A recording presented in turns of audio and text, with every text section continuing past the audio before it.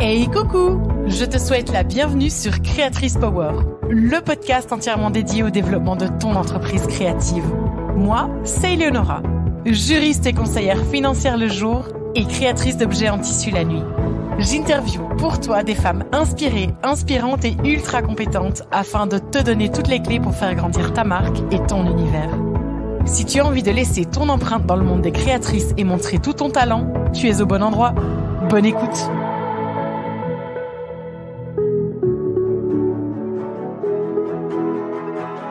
À toutes mes copines et collègues créatrices, bonjour. Mélanie, bienvenue et merci d'avoir accepté mon invitation à venir partager ton expertise et tes conseils avec les auditrices de Créatrice Power. J'étais très impatiente de te recevoir dans ce podcast car tu es la première experte que j'ai découverte sur les réseaux sociaux. À l'époque, c'était encore Facebook, lorsque je me suis lancée moi-même en tant que créatrice il y a quelques années. Et la masterclass que tu avais organisée sur ce qu'était un prix juste pour ces créations m'avait tout simplement bluffée. Et ce sont tes conseils qui m'ont permis d'assumer ce prix pour mes créations depuis la vente de mon premier objet. Donc, merci infiniment. Et c'est pour ça que tout naturellement, j'ai pensé à toi pour venir nous parler de cette thématique et en mettre plein les oreilles des créatrices qui nous écoutent. Sans suspense, dans l'épisode du jour, nous allons aborder une manière de déterminer le prix de ces créations et comment faire pour l'assumer une fois pour toutes. Alors, les filles, je pense que le problème, s'il n'est pas universel chez les créatrices, il est au moins ultra généralisé. On compare le prix de nos créations aux objets vendus dans les grands magasins. On se dit qu'il faut s'aligner. Le syndrome de l'imposteur vient nous faire coucou et bardaf, c'est l'embardé. Ou alors, on oublie de prendre la moitié des frais en compte dans le calcul de ces prix. Et évidemment, au moment du bilan, on se rend compte qu'on vend en perte depuis des mois. Eh bien, si je peux me permettre l'expression, Mélanie, tu es là pour nous remettre dans le droit chemin dans cet épisode. Et avant de nous lancer dans le vif du sujet, j'aimerais te demander, Mélanie, de bien vouloir te présenter pour les auditrices de Créatrice Power et nous dire comment tu peux les aider au quotidien. Bonjour, déjà un grand merci à toi pour ton invitation. C'est toujours un plaisir de diffuser. Je pars du principe que plus ce message est entendu, moins il y aura d'artisans qui continueront à perdre de l'argent et c'est important. Mais effectivement, alors que je suis pas forcément très douée en maths, mais le calcul de prix c'est mon dada depuis quasiment le début d'Épis Bavardes. Donc moi c'est Mélanie, j'ai 40 ans. Donc j'ai créé l'Épis Bavardes en avril 2015. Après 5 années d'artisanat créatif fort en enseignement, en enrichissement, peut-être pas forcément pécunier en tout cas au début, mais j'ai tellement appris sur moi en fait. C'est vraiment ça a été une expérience extraordinaire et aujourd'hui je me rends compte en suivant les créatrices à quel point en fait le fait de se lancer dans une entreprise créative, c'est un travail de guérison sur soi dans un premier temps en fait. C'est un travail d'expression de soi et de guérison de soi qu'après on transmet aux autres en fait. Parce que de façon inconsciente, nous on s'est senti mieux, tu vois, on a ce besoin d'aider les autres à se sentir mieux quelque part aussi. Et je reste convaincue, après c'est ma vision très personnelle, que les créatrices sont des guérisseuses et diffuseuses de bonheur et des guérisseuses, vraiment, ça j'en suis sûre. Et du coup, c'est toujours difficile pour moi de voir des créatrices qui vendent leur travail à des prix très très bas. Encore là, il y a quelque temps, j'ai fait une commande à une créatrice qui travaille le bois. Je lui ai dit, je suis désolée, je peux pas t'acheter ton travail à ce prix-là, c'est pas possible. Enfin, je sais même pas comment tu fais pour gagner de l'argent à ce prix-là, je t'envoie plus parce que c'est pas juste. Et s'il te plaît, essaye de revoir tes prix parce que ce qu'il faut bien comprendre, c'est qu'il y a un moment, à force de vendre au mauvais prix, l'entreprise, elle s'effondre. On vend à perte.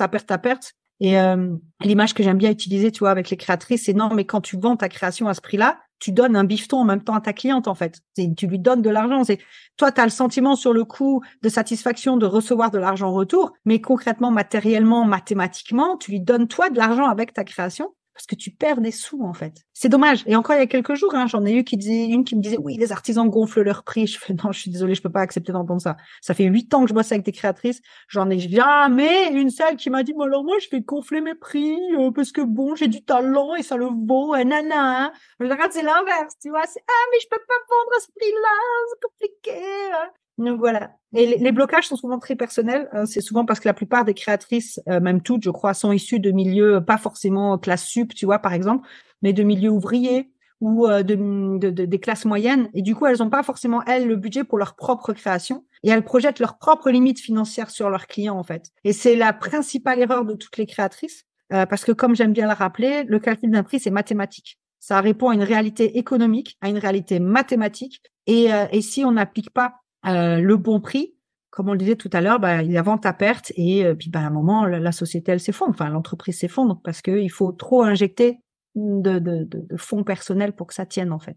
Donc, vraiment projeter sa capacité financière cliente, c'est le premier blocage. Et le deuxième, c'est souvent les créatrices portent la responsabilité de la situation financière de leurs clients. Et ça, c'est assez particulier, c'est-à-dire, oh, mais les pauvres, ils ont pas d'argent, du coup, je peux pas vendre au bon prix parce que sinon, ils peuvent pas se le payer. Mais à quel moment on t'a demandé de porter la responsabilité de la situation financière de l'autre, en fait? Jamais. Déjà, pour le client, moi, en tant que client, si je sais que, entre guillemets, je fais pitié à la personne à qui j'achète quelque chose et qu'elle me fait un prix par pitié, c'est pas super gratifiant non plus.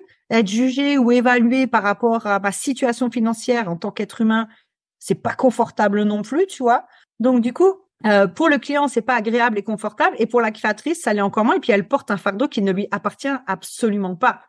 Et ce que j'aime bien rappeler, c'est que quand un client vous dit que c'est trop cher, en fait, en vrai, ce qu'il vous dit, c'est pas que c'est cher, c'est que lui n'a pas les moyens de se l'offrir. Et c'est son choix. Ça correspond à ses choix de vie. Ça correspond oui, c'est ça, à ses choix, en fait. Et nous, en tant que créatrice, on n'a pas à porter ce fardeau-là. On n'a pas à assumer les choix des autres. Absolument pas, en fait. Et nous, on a assumé nos propres choix.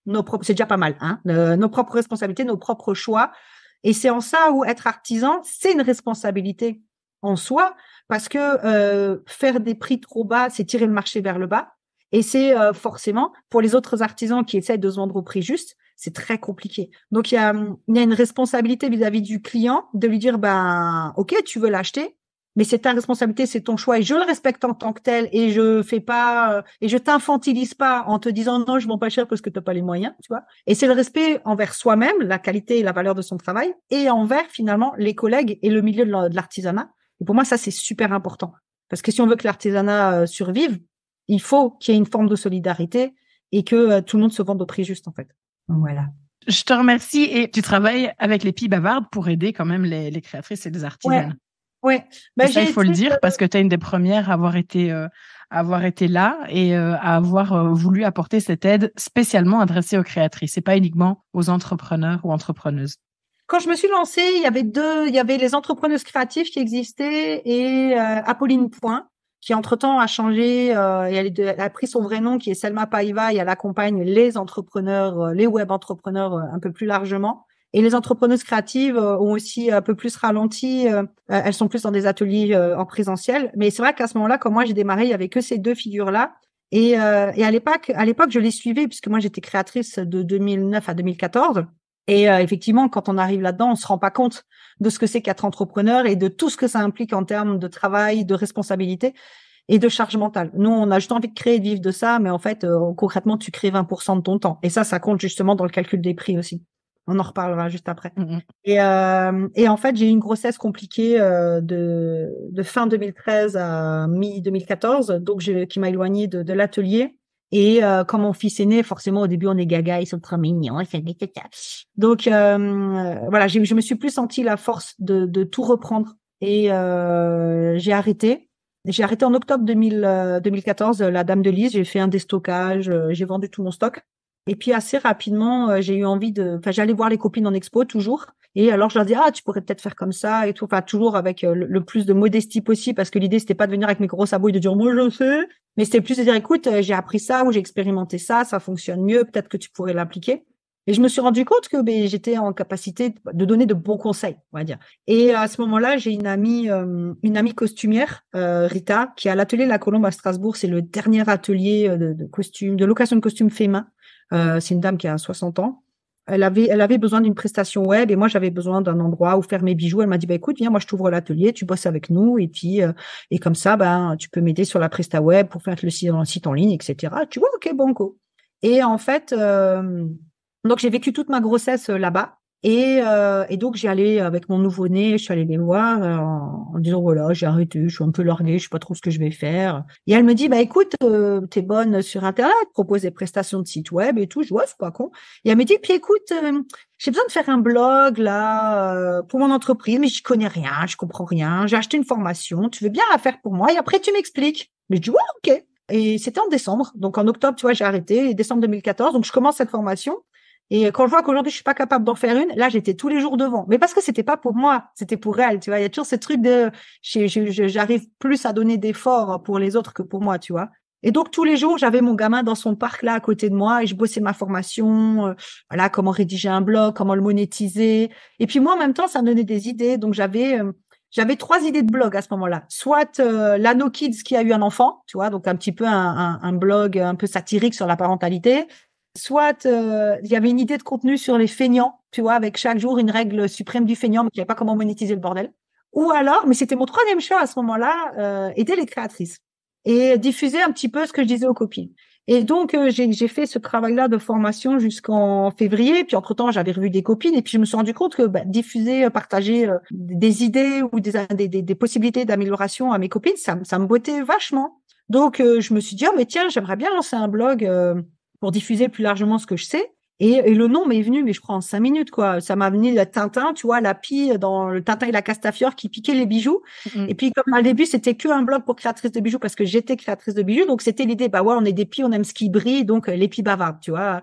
J'ai même encore le papier où j'ai écrit les pies jacasseuses, les pies qui papotent, les pies bavardes. Ah, les pies bavardes, c'est ça, tu vois. Mais ça s'est vraiment fait comme ça. Je sais même pas te dire pourquoi j'ai pensé à Tintin et à la pie de la Castafiore, tu vois. C'est comme quoi c'était destiné, quoi, tu vois. Fallait que. Et donc je suis allée voir ma pote donc Rita quand j'ai fini, enfin mon amie quoi, quand j'ai fini la formation, je lui dis en fait tu seras avec le gamin dans les bras, voilà, c'est quand qu'on commence les rendez-vous que je te voilà que je te fasse les cours là pour le blogging. Et elle me dit pour quel blogging? Je sais bah tu sais là la formation et tout. Et elle me regarde avec un gros sourire. Et là j'ai fait ok, tu me l'as fait à l'envers, tu savais que. Enfin, elle me dit non mais je te connais, si je te dis de faire quelque chose tu le fais pas, donc je te demande de le faire pour moi et tu l'as fait. Et en fait c'était une formation qu'elle m'avait offerte. Pour que je trouve un nouveau chemin dans ma vie, en fait, tu vois. Waouh! Ah, ça, c'est magnifique, ça. Mais c'est une femme extraordinaire. C'est une femme qui a changé la vie de beaucoup de gens. Et je crois qu'elle se rend même pas compte. Une fois, on en a parlé. Et elle me dit, mais c'est vrai qu'il y a une lanceuse. Une fois, elle m'a dit que grâce à moi, elle avait tout revu son projet, machin. Elle vit un métier très difficile. C'est très, très difficile, hein, parce qu'en plus, au plein centre-ville de Strasbourg, t'as du cheap à louer à 3 francs 6 sous, alors qu'elle te fait du costume au détail historique près, tu vois. Et elle a lancé, j'ai envie de lui dire ça, elle a créé une gamme de vêtements, c'est le costume alsacien revisité. C'est absolument génial, j'adore, je suis contente parce que ça prend de l'ampleur et ça commence à fonctionner. Mais c'est vraiment quelqu'un qui, je crois, toute sa vie, a travaillé très dur par passion de la couture. Son entreprise, c'est sa vie. Et elle a un fils qui est autiste et elle a tout fait pour lui aussi, pour lui trouver une place dans la société. Et elle a aidé tellement de gens. C'est une femme extraordinaire. Vraiment, j'ai un respect infini pour Rita. Mais non, elle a changé ma vie. Franchement, elle a changé ma vie. Et donc voilà, donc du coup, bah moi en février, je me suis retrouvée à me dire OK, bah je vais lancer mon projet. Et le temps que ça mature dans ma tête, parce que moi j'ai un TDA et il semblerait que je sois HPE. Et du coup, j'ai toujours du mal à savoir où je vais. C'est en faisant que je comprends où je vais. Et du coup, bah c'est en écrivant les articles de blog que j'ai vraiment compris de quoi j'allais parler, comment j'allais en parler. Il y avait tout de suite une volonté de monétiser, mais pas forcément, mais c'était pas l'objectif. L'objectif, c'était déjà de lancer un truc, mais il y avait quand même une réflexion en amont de, OK, comment je peux faire plus tard pour le monétiser? Donc, le blog est sorti, ça, j'ai fait un lancement orchestré, bien carré, du coup, j'ai démarré avec tout de suite plus de 200 inscrites à la liste mail. Donc, c'était chouette. Et puis, j'avais écrit une dizaine d'articles et j'avais une dizaine d'articles embrouillés en avance et toutes les semaines. Mais vraiment, moi qui sais pas que tenir un calendrier, toutes les semaines, il y avait un nouvel article qui sortait, bla, bla, bla, bla. Et donc, j'ai repris un petit boulot salarié. Je faisais des ménages pour être libre, tu vois, chez des particuliers. Et du coup, en 2015, quelques mois après le lancement du blog, je tombe enceinte de ma fille, qui était bébé surprise. Et du coup, forcément, alors il y avait pas forcément de plan parce que comme dit, je sais pas me projeter. Et heureusement parce que je crois que si dès le début j'avais compris dans quoi je m'embarquais, je sais pas si j'aurais eu le courage, tu vois. Moi, souvent on me dit je suis courageuse. Je dis non, non, je suis inconsciente. C'est pas pareil. Absolument pas, tu vois. Ça mène au même endroit en tout cas. Ouais, exactement. Mais c'est fou, hein, comme quand tu sais pas les écueils qui t'attendent, à quel point tu peux avoir l'énergie de faire les choses, tu vois. Ils ne savaient pas que c'était impossible, alors ils l'ont fait. Exactement. J'adore cette phrase parce que c'est exactement ça, en fait. Et bref, donc, deuxième grossesse, accouchement sous césarienne, donc compliqué. Et voilà. Et en fait, ce qui s'est passé, c'est qu'en octobre 2016, mon ex-mari a trouvé un travail au Luxembourg et donc on a déménagé au Luxembourg. Et à partir de là, je me suis j'avais lancé un abonnement, 16 € par mois, tu as un dossier complet sur un aspect du métier créatif. Et c'est là que ça a vraiment démarré. Là, mais très rapidement, j'ai fait 2 000 à 3 000 € de chiffre d'affaires par mois, donc je pouvais vivre de mon activité. Et ça grossissait de mois en mois. parce que c'était un prix attractif et c'était un tout petit produit. Et moi, ça m'obligeait aussi à bosser et à rédiger beaucoup de contenu. Parce que moi, je sais beaucoup travailler. Alors, cette année, ça a explosé. Du coup, j'ai du mal à trouver mon humour carburant, mais jusqu'à cette année, je bossais que sous pression et par peur. C'était mon carburant number one, la pression et la peur. Aujourd'hui, c'est plus le cas. Donc, je procrastine beaucoup. J'ai besoin de trouver un nouveau moyen j'allais dire de me foutre la pression. Ah, la bonne blague, non, de bosser. Mais ça va, ça fait son bonhomme de chemin, ça vient. Et donc voilà, et là, ça a vraiment carburé. Mais avant ça, il y avait déjà finalement une notoriété qui a grossi assez vite parce que il y avait une vraie demande, il y avait un vrai besoin. Et s'il y a un truc dans les Pi Bavardes qui pour moi est primordial, qui ne changera jamais, et même quand j'embauche des personnes, c'est la caractéristique principale que je demande, c'est même pas de l'expérience, c'est cette caractéristique-là, c'est la bienveillance. Pour moi, c'est extrêmement important de porter les créatrices. Alors, pas au-delà de ce qu'on est en capacité de faire ou pas de porter leur propre responsabilité à leur place, que je pouvais faire au début. Et ça, j'ai vite appris que ça les servait pas parce que ça les déresponsabilisait davantage. Mais pour moi, une créatrice qui se lance, déjà, elle expose son art. Pour moi, une créatrice, quand on crée avec son cœur. Le cœur, c'est le siège de l'âme. Donc, quand on crée, on montre au monde, on ne sait pas le verbaliser, mais on crée ce qu'il y a de plus pur et de plus innocent et de plus beau en nous. Et donc, l'exposer aux autres, c'est se mettre en position de vulnérabilité très importante. Et si à ce moment-là, tu tombes sur quelqu'un qui ne te démolit, tu es profondément blessée et profondément détruite. Et ça, je ne l'accepte pas. Pour moi, mon pourquoi dans tous les projets de ma vie, c'est la liberté d'être. Et quand une créatrice qui ose être, qui ose s'accorder la liberté d'être et de vivre de son art, pour moi, c'est magnifique et ça a besoin absolument d'être soutenu. Vraiment, j'ai déjà viré des gens parce que pour moi, ils étaient trop cash. Avec tout au début quand je commençais les embauches. C'était même pas quelqu'un que j'avais embauché, c'est quelqu'un en partenariat, c'était une créatrice. Elle avait accès à mes programmes gratuitement et elle faisait un peu de la modération sur mon groupe Facebook à l'époque. Elle était trop cash et je dis non, je suis désolée, mais alors c'était super dur pour moi. J'ai tourné autour du pot 15 ans avant d'oser lui dire, mais c'était vraiment non, c'est pas possible. On peut pas parler à des gens qui sont en position de vulnérabilité extrême de cette façon. Il faut être bienveillant, il faut les porter, il faut les encourager. C'est vraiment important. Pour moi, c'est vital. Mais voilà, et oui, et je pense que c'est ça qui a fait la force des Pi Bavardes, c'est le fait d'être toujours dans la compréhension et je vulgarise à mort. Mon blog, c'est du marketing, de la comptabilité, de l'administratif ultra vulgarisé.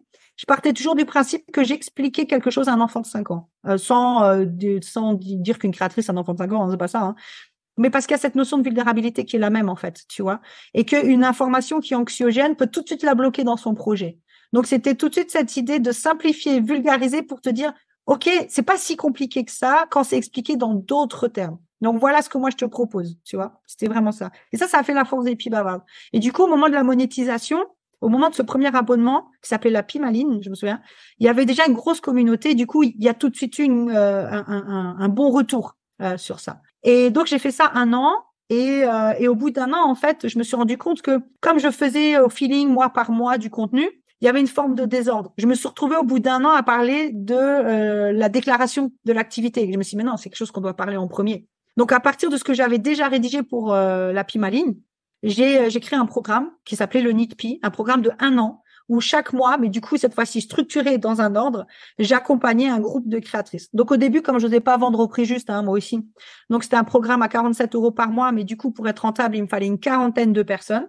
Et au bout de plusieurs sessions, je me suis rendu compte que finalement, il y avait toujours qu'un noyau au rendez-vous, un noyau de 15, 20 personnes, pas plus. Donc, j'ai décidé de réduire à 20, mais du coup, il a fallu augmenter le prix parce qu'il fallait que ça reste rentable par rapport au temps que je consacrais aux personnes que je suivais. Et ensuite, on a même carrément réduit à 15, entre 10 et 15. Et on a du coup, à ce moment-là, dû aussi augmenter le prix. Et à chaque fois, on a rempli les sessions. À chaque fois, il y a eu carton plein. Mais après, l'objectif, c'était pas de remplir des sessions pour remplir des sessions. C'était de dire, ouais, cool. Il y en a 15 là qui, dans 1 an, elles seront pumped up, tu vois. Et ça, c'était kiffant. Ben, encore ce matin, j'ai eu un rendez-vous avec une fille que j'ai suivie pendant 1 an, je crois en 2021. Et je lui disais ce matin, mais qu'est-ce que je suis fière de toi. Je l'ai connue en rendez-vous. Elle était sous antidépresseur, totalement effacée, vraiment mal dans sa peau, dans sa vie, avec un passif très lourd. Et là, je la voyais rire, rayonner, me parler de stand, de machin, qu'elle avait réaffiné son pourquoi. Mais putain, bravo! Mais c'est tellement beau à voir, tu vois. Et c'est ça qui fait que, malgré tous les inconvénients que on peut avoir en tant qu'indépendant, parce que c'est pas tout le temps le rêve non plus, mais c'est ça qui me fait tenir. C'est me dire, Il y a des meufs, chacune travaille en fonction de ce qu'elle est capable de s'offrir à elle-même. Il y en a, je sais, elles achètent mes programmes, elles les font pas. Mais moi, ça m'arrive aussi d'acheter des programmes et de pas les faire. Mais par contre, il y a un jour où je vais avoir le programme, il sera là et je vais le faire. C'est pour ça que la bienveillance, elle est primordiale là aussi. C'est-à-dire au moment où la meuf, elle est en formation avec moi, c'est pas de dire, ah, tu vois, c'est ta responsabilité. Là, aujourd'hui, j'ai plus que le club Youpi parce que maintenant, je suis maman solo et que j'ai besoin de beaucoup de temps. Donc, je peux plus m'investir dans des nids de pie comme je faisais avant parce que les nids de pie, c'était, j'avais en général 4 groupes par an, donc c'était un live chaque jeudi, donc à chaque fois avec un autre groupe, puisqu'il y avait entre guillemets 4 jeudis par mois, parfois il y en a 5, mais voilà. Mais c'était, une fois, on a fini le live à 3 heures du matin. On avait commencé à 11 heures le matin. Et ça, je pouvais plus, tu vois. Je pouvais plus parce que j'étais seule avec mes enfants. Donc, on commençait les lives à 11 heures, on finissait jamais avant 6, 7 heures le soir. Et le maximum qu'on a tenu, c'était jusqu'à 3 heures du matin, parce que ce jour-là, tout le groupe était au ras des pâquerettes et tout le monde avait besoin de parler. Et moi, je suis pas du genre à dire, allez, le temps passe, ça. Je me vois mal dire ça. Les meufs, elles sont là en train de pleurer, en train de te dire qu'elles en peuvent plus. Tu vas pas leur dire, écoute, l'heure est passée, là, voilà. Bah non, je vais laisser parler, tu vois. Ça, c'est l'accompagnement plus, hein. Ouais, mais du coup, voilà, quand j'ai commencé ma procédure de divorce l'année dernière, je me suis dit ça, je peux plus. Donc, j'ai plus que le club Youpi. Et là, le club Youpi, j'ai fait le choix délibéré de faire un programme qui est comme Netflix. C'est-à-dire, tu as un abonnement de 6 mois ou un an, tu choisis la durée. Mais quand tu as fini ton abonnement, tu n'as plus accès à rien. Parce que l'idée, c'est toujours dans la douceur et la bienveillance de dire, c'est accessible, mais il faut que tu te sortes les doigts. T'investis pour toi. C'est pas, moi, je veux pas vendre pour vendre. Je veux vendre pour que tu grandisses, tu vois. Et pour moi, c'était le bon équilibre entre, je veux pas être derrière tes fesses à te forcer et à ce que tu te sentes mal. Mais en même temps, il faut que tu apprennes à prendre ta responsabilité et t'investis pour toi. Donc, vas-y, quoi. Donc, du coup, ça fait 8 ans que j'accompagne des créatrices, que effectivement, je suis maman solo, que j'ai un TDA, que je suis apparemment HPE, et que j'ai toujours à cœur voilà, d'agrandir d'accompagner les créatrices. Et au début, mon dada, c'était vraiment l'administratif et le calcul de prix. Et à partir de 2019, j'ai ajouté une dimension émotionnelle parce que moi-même, je travaille énormément sur mon émotionnel. Je suis coachée depuis 5 ans et je me suis rendu compte que finalement, ce qui bloque une créatrice, c'est pas les compétences, c'est son émotionnel, avant tout. Parce que des compétences, c'est facile à apprendre, mais un émotionnel, c'est beaucoup plus compliqué à dézinguer pour recréer quelque chose de moins toxique, en tout cas, tu vois. Et ça, j'y tiens beaucoup à cette partie émotionnelle parce qu'elle va pas sans le factuel. C'est les deux facettes d'une même problématique, en fait. Et je pense même que si on part sur la loi de Pareto, on peut dire que l'émotionnel, c'est 80% du problème et les compétences, c'en est que 20, tu vois. Ah oui. 80-20, on le voit souvent, hein. Ouais, mais la loi de Pareto, mais c'est une loi très juste. Il y a souvent, je me suis rendu compte des filles qui arrêtent de bosser pour se lancer, mais elles travaillent même moins sur leur entreprise créative que quand elles étaient salariées parce qu'elles culpabilisent tellement d'avoir arrêté de bosser qu'elles font passer le conjoint, les gosses, la maison, le tata, le tonton, la papy, la mamie, le papy, tout le monde avant elle, la voisine, tout le monde passe avant elle parce qu'elle culpabilise. Et du coup, elle dit oui à tout le monde parce qu'elle a le sentiment qu'elle n'est pas utile quelque part. Donc, non, c'est sûr. Vraiment. Eh bien, écoute, merci pour ce partage parce que c'est vrai que ça remet bien en perspective tout ce que un mauvais prix ou tout ce que le fait de ne pas oser établir un bon prix, un prix juste peut engendrer par la suite. Je te propose sans plus attendre de nous plonger justement dans ce vaste sujet. Et j'ai envie de dire qui ne devrait pas fâcher, mais qui fâche quand même. Hein. Et voyons un petit peu comment faire pour fixer ce fameux prix de vente juste de ces créations. Alors, dans un premier temps, je te propose, si tu le veux bien, de nous rappeler les postes non négociables à prendre en compte pour déterminer son prix de vente, toutes taxes comprises. Et ensuite, si tu le veux bien, pour chacun de ces postes, on va voir un petit peu comment les calculer et on va faire, tu sais quoi, le travail de la créatrice qui n'ose pas encore assumer ses prix. Donc, on va lui donner le minimum du minimum en dessous duquel ça sert à rien qu'elle facture parce que sinon, elle va droit dans le mur. C'est OK pour toi? Bien sûr. Je t'en prie, vas-y. Alors, donc, il y a la réalité mathématique du calcul de prix. Et cette réalité mathématique, juste une petite parenthèse, elle reflète la valeur de son travail. Et souvent, la créatrice a tellement le sentiment qu'elle vaut rien ou syndrome de l'imposteur ou que son travail ne vaut rien que souvent quand elles voient, quand il y a mon calcul de prix et que le tableau leur dit ta création vaut ça, elles sont souvent choquées. Mais comme c'est le tableau qui leur dit, elles peuvent pas le remettre en question. Mais souvent, la créatrice a du mal à appliquer le prix juste et le tarif horaire juste qu'on va aborder maintenant, parce qu'elle a le sentiment que son travail ne vaut rien, parce qu'il n'est que créatif, ou elle a une très mauvaise estime d'elle, et du coup, ce qui vient d'elle ne peut pas avoir autant de valeur, c'est pas possible. Pourtant, si. Les postes non négociables, c'est forcément la matière première, puisque c'est de l'argent qu'on paye. Les charges au prorata. Donc, moi, j'invite toujours mes clientes à calculer, en fonction de l'espace qu'elles utilisent chez elles, le prix du loyer, de l'électricité, du gaz, etc. Parce que le jour où elles auront une boutique, si elles font pas ce calcul au préalable, même avec leur tout petit atelier, elles vont devoir augmenter leur prix de façon exponentielle. Que si c'est déjà prévu au début, l'augmentation, elle va être limitée par la suite. Et alors, il y en a qui me disent, oui, mais j'aurai jamais un local. Tu sais pas. Tu sais jamais ce qui peut arriver dans la vie. Moi, j'ai déjà des filles qui ont travaillé, qui ont calculé le prix au minimum en me disant, je vais jamais revendre en boutique ou en dépôt-vente. Et je te jure, c'était une créatrice de jouets.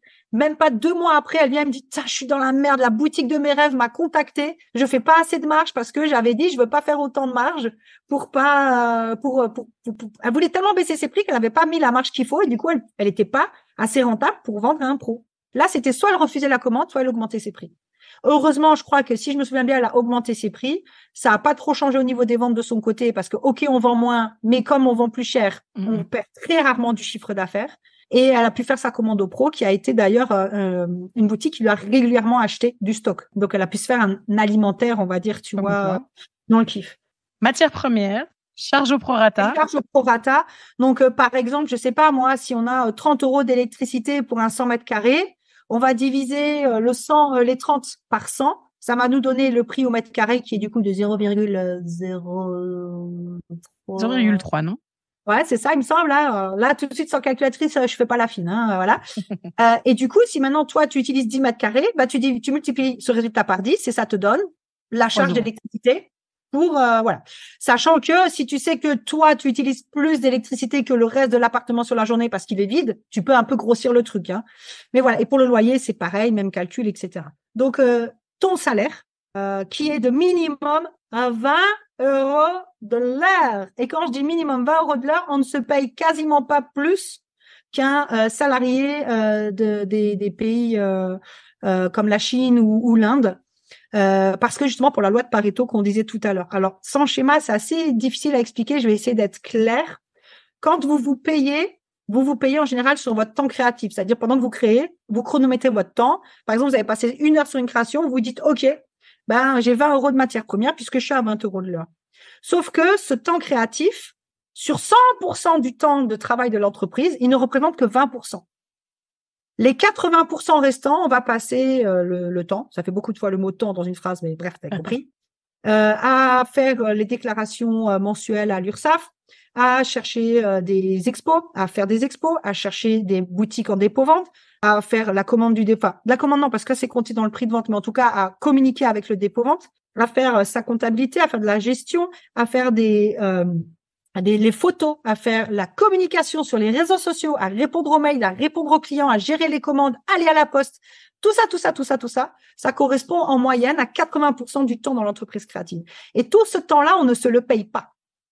Donc, les 20% de temps créatif doivent payer 100% du temps dans l'entreprise. Et donc, pour, à partir de ces 20%-là, à réussir à trouver quel est le tarif horaire sur 100% du temps de travail, il faut diviser les 20 euros par 4, puisqu'on les tire, les 20, on va les tirer, par 5, pardon. On va le multiplier par 5 pour arriver aux 100%. Donc, ces 20 euros-là, ils vont être étirés sur ces 100% et ça va te donner du 4 euros de l'heure. Donc, quand tu es à 20 euros sur ton temps créatif, tu es à 4 euros de l'heure. Donc, c'est rien. J'espère que ça déculpabilise toutes celles qui n'oseront pas.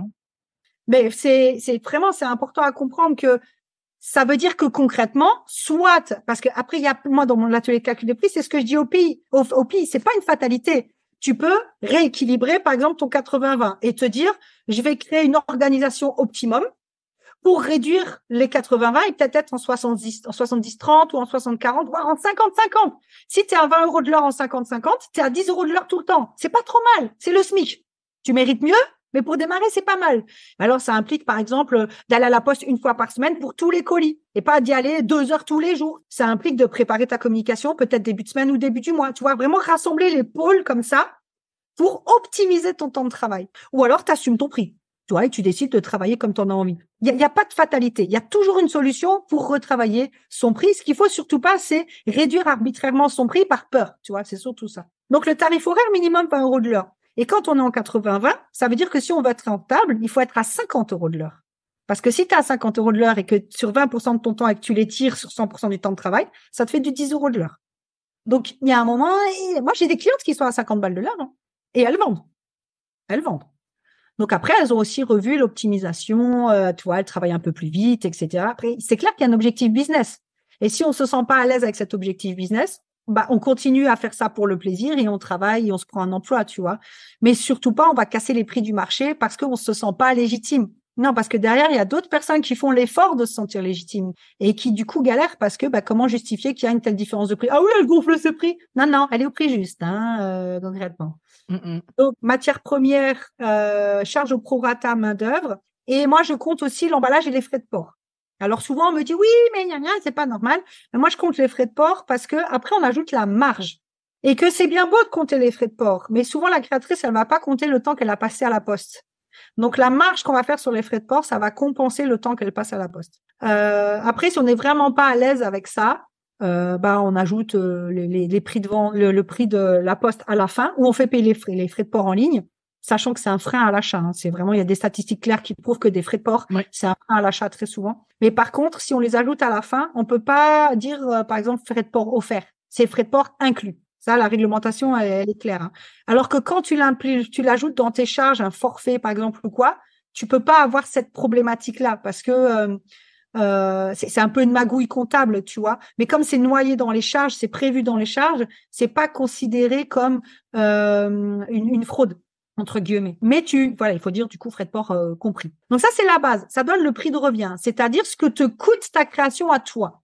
Donc les charges au prorata, le matériel, ton salaire et l'emballage et les frais de port. C'est ce que toi tu sors de ta poche ou le temps pour le temps de travail, le temps que tu dépenses dans ton atelier. Après, moi, j'ajoute à ce moment-là la marge, qui est, et c'est un rapport que j'avais lu de la Chambre des métiers, tout métier artisanal confondu, de 50 à 60%. Parce que forcément, il faut pouvoir vendre à prix coûtant à des professionnels. Parce qu'en général, quand tu vends à des professionnels, c'est pas avec une marge de 50 à 60%. Quand on est un revendeur professionnel, on va prendre l'exemple d'une usine. L'usine, elle va faire des marges de même pas 1%, mais elle va vendre un stock à un grossiste qui, lui, va faire sa marge, proposer un revendeur et le revendeur va vendre au client. Donc, nous, comme on est directement du fabricant au client, il faut que notre marge englobe tous ces intermédiaires qu'on n'a pas pour que si on veuille vendre à une boutique pour que nous, on n'ait plus qu'à créer et eux, ils s'occupent de la vente, qui est plus rentable d'ailleurs par rapport au 80-20, on pourra en reparler. Du coup, nous, il faut qu'on puisse être compétitif en termes de prix. Une boutique, tu lui dis, alors moi, ma création, je la vends à 20 € en 30 €, mon Dieu, 20 €, une création. Bon, ça dépend. Si ça marque pas, oui, ça peut être à 20 €. Mais je veux dire, si je prends un bijou en artisanat en dessous de 30 €, normalement, c'est pas possible. Mathématiquement, c'est pas possible. Et du coup, si maintenant tu dis à un gérant de boutique, bah, écoutez, moi, je la vends 30 € sur mon site, mais je vous la fais à 20 €. Une boutique applique un coefficient multiplicateur entre 2,3 et 3 en fonction de où elle est. Parce que plus elle est située dans une grande ville, plus elle a de charge, plus son coefficient multiplicateur est élevé, mais plus tu as de chances de vendre. Mais lui va te dire non, parce que toi, tu es en concurrence déloyale directe avec lui parce que tu vends le produit sur ton site moins cher. Il faut être en capacité de proposer un produit qui est quasiment 50% moins cher. Et après, là, il y a toutes des stratégies. Par exemple, on peut un petit peu réduire son tarif horaire. C'est le cas extrême de la rentabilité. Parce que souvent, quand on vend à des pros, on est en 80-20 inversé. Ça veut dire on va passer 80% du temps à créer la commande du professionnel et 20% du temps à communiquer avec lui. Après, on n'a plus tout le travail de vente, d'exposition, de tout ça. On n'a plus tout ça. Donc, du coup, quand on est à 80-20 inversé à 20 € de l'heure, ça nous fait 16 € de l'heure de salaire. Et là, c'est intéressant. Du coup, on peut s'autoriser à réduire un petit peu son tarif horaire. Donc, tu vois, en fonction des cas, etc., il y a toujours moyen d'adapter pour être au prix juste. Donc, quand on me dit j'ai pas le choix de vendre pas cher, non, c'est pas vrai. Il y a plein de solutions pour baisser tes tarifs tout en restant rentable. Mais bref, donc la marge, elle sert à ça. Elle sert à pouvoir vendre à des professionnels qui vont t'acheter du stock et tu peux imposer un minimum pour être sûr que tu sois rentable puisque tu vas avoir une toute petite marge. La marge, elle sert à l'entreprise, elle sert à avoir de la trésorerie, elle sert à avancer les frais pour les grosses commandes, elle sert à avancer les frais d'expo, elle sert à te verser une petite prime, surtout si tu te payes que 20 balles de l'heure, te faire une petite prime de temps en temps, quand tu as assez de trésor sur ton compte, ça va pas te rendre millionnaire, hein. Faut pas croire qu'on va voler la terre entière parce qu'on fait un peu d'argent, hein. Ça sert aussi à payer le matos pour les prototypes, pour les futures collections. Quand moi j'ai fait mon stage de créateur d'entreprise en 2009, avant de lancer ma marque de bijoux, on nous a dit la grosse majorité des entreprises ne ferment pas faute de clients, elles ferment faute de trésorerie parce qu'elles ne peuvent pas investir pour grandir. Et c'est ça, si maintenant tu as une grosse boutique qui te dit j'adore votre concept, je vous prends 100 créations, si tu n'as pas la trésor pour acheter le matos pour faire les 100 créations, tu fais comment? C'est pas possible. Tu es obligé de refuser la commande. Ça fait mal au fion quand même. Voilà. Donc la marge, elle sert à tout ça. Elle sert à faire tampon quand tu fais des promotions. Si tu fais à un moment frais de port offert ou moins 10%, moins 20%, c'est pas pump up comme ça. C'est déduit de ta marge. Sachant que la marge que tu appliques sur le prix de revient, ça va pas être le bénéfice sur le prix final, parce qu'après, il y a encore d'autres trucs qui sont taxés, qui sont pris dessus. Donc, sans marge, une entreprise n'est pas viable. Tu peux pas vendre au pro, tu peux pas faire de dépôt-vente, tu peux pas faire de réduction et tu peux pas investir pour ta société. Tu peux pas avoir de trésorerie, tu peux pas te verser de primes. Donc, c'est pas viable. Donc, une fois que tu as donc ce prix de revient sur lequel tu as ajouté tes 50 à 60% de marge, là, j'applique ce que j'appelle, moi, les charges variables. C'est-à-dire les charges dont le montant va changer en fonction de ton volume de vente. Ça va être les frais SumUp, les frais Etsy, les frais PayPal, parce qu'en fonction du nombre de ventes que tu as, ça change. Et tout à la fin, on met l'URSSAF, parce que l'URSSAF, tu la payes sur la totalité de ce que tu encaisses. Tu ne peux déduire absolument aucun frais. C'est impossible. Tu peux pas déduire tes frais postaux, tu peux pas. C'est le statut de micro-entrepreneur est fait comme ça. Alors j'ai souvent des créatrices qui râlent et qui disent que c'est pas normal. Ce qu'il faut comprendre, c'est que quand on est en société, on paye 40% de cotisation sociale sur le salaire du gérant ou du salarié, et on paye des impôts sur le bénéfice. Donc le fait de payer que 12,80 parce que ça on peut y revenir aussi d'ailleurs, le montant des cotisations sociales, souvent les filles se trompent, enfin elles sont mal conseillées, c'est pas de leur faute. Mais souvent les 12,80 minimum qu'on te prélève sur tes ventes, c'est vraiment, c'est pas beaucoup. Oui, tu peux rien déduire, mais par rapport aux frais de comptabilité que tu as quand tu peux faire des déductions fiscales ou aux taxes entre guillemets normales quand tu es en société, c'est vraiment pas grand-chose quoi. Donc le prix de revient se construit comme ça. Et on multiplie pas par un coefficient multiplicateur. Ça, souvent, j'ai des créatrices qui font matos x2. Non. Ceux qui appliquent des coefficients multiplicateurs, ce sont des revendeurs. C'est-à-dire, ils achètent le produit fini et le mettent en boutique. Nous, on transforme de la matière première. Donc, c'est très important de respecter ce processus de temps de travail, charge au prorata, charge fixe, du coup, au prorata, salaire, emballage, frais postaux si on le souhaite, marge, et ensuite charge variable et URSSAF. C'est important de respecter ça. Alors, c'est super clair. Merci mille fois. Alors, tout ce que tu as expliqué, évidemment, est applicable à toutes, sauf que je voudrais apporter une petite précision par rapport à l'URSSAF, qui est donc une taxe applicable aux créatrices établies en France. Oui. En Belgique, nous, on parle de cotisation sociale. Alors, on a notre lot de taxes aussi, mais qui sont franchement, là. Vous êtes plus taxés en France. Ouais. J'ai accompagné mon ancienne assistante et une créatrice belge. Elle a fermé, honnêtement, elle en pouvait plus parce que en fait, comme elle est passée en principale, elle s'est retrouvée avec 750 € de cotisation tous les 3 mois. Alors que quand elle était en secondaire, elle était qu'à 80 € par trimestre, quoi. Donc, elle a repris un emploi salarié, puisque moi, je la payais à la facture. Donc, elle a repris un emploi salarié pour repasser en secondaire parce que c'était pas vivable, quoi. Non, c'est sûr. Et alors, on va pas rentrer dans tous les détails du calcul. Il y a des comptables qui peuvent aider les créatrices à affiner tout ça au cas par cas, parce que c'est du cas par cas ici, mais en fonction du statut avec lequel une créatrice exerce son activité, si elle passe par une société ou non, en fonction de son chiffre d'affaires, s'il s'agit, comme tu le disais, d'une activité principale ou complémentaire, si elle bénéficie d'exemptions particulières. Bref, il y a toutes des situations spécifiques, mais créatrice belge, retenez qu'il s'agit d'une cotisation obligatoire à payer qui est calculée en fonction des revenus de l'activité exercée. Le pourcentage, lui, il est variable, mais il faut savoir qu'on parle autour de 20% du montant des revenus, 25% si on prend en compte les frais de la caisse d'assurance sociale qui va se rajouter donc les 5% environ qui se rajoutent aux 20%. Mais donc, il faut juste bien le garder en tête au moment où on estime et on évalue son prix et demander de l'aide à un comptable pour être certain que c'est vraiment, on utilise vraiment les bons chiffres pour calculer ça, parce que ne pas le prendre en compte, ce serait fatal. Ah oui, non, mais complètement. Et c'est vrai que quand j'accompagne des Belges, je leur dis toujours d'aller voir un comptable. Et c'est vrai qu'à chaque fois, ils ont eu accès à un comptable gratuitement dans le cadre de l'ouverture de l'entreprise. Il y avait toujours eu des bons plans ou voilà. Alors, je connais pas tous les détails. Nous, on a voulu adapter l'atelier de calcul de prix aux Belges. C'était très compliqué parce qu'en fait, vous avez plein de statuts très différents et le calcul des cotisations sociales ne se fait pas de la même façon. Donc, il fallait recréer toutes les formules du tableau. C'était pas possible. Du coup, on l'a pas fait. Après, j'ai des filles belges qui utilisent le tableau. Ça, je sais. Après, je saurais pas dire les modifications qu'elles ont faites. En général, elles se les échangent entre elles. Je dis toujours, bah voilà, laisse un message sur le groupe en demandant s'il y a une fille belge qui peut t'aider. Et voilà. Mais après, même entre filles belges, encore une fois, ça dépend du statut de chacune mais maintenant la Belgique, c'est chaud, hein. Vous êtes plus taxé qu'en France, hein. C'est incroyable. Oui.